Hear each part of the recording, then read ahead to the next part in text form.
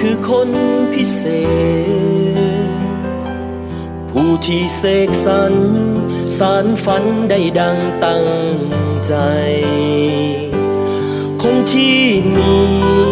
ชื่อเสียงคนที่เป็นที่หูจักหักไผใจลองคิดหาคำตอบ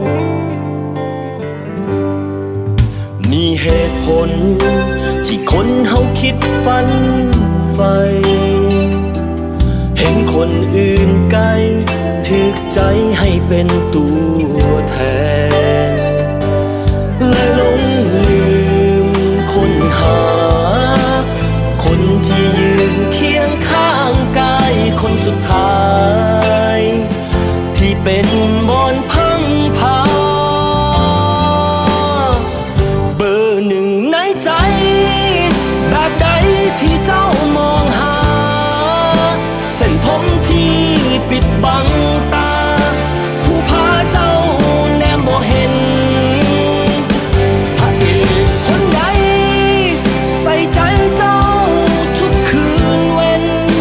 ห่วงใยทั้งเจ้าบ่เห็นยอมเป็นพระเอกแฝงกายและคำถามที่ยังต้องคิดกันดน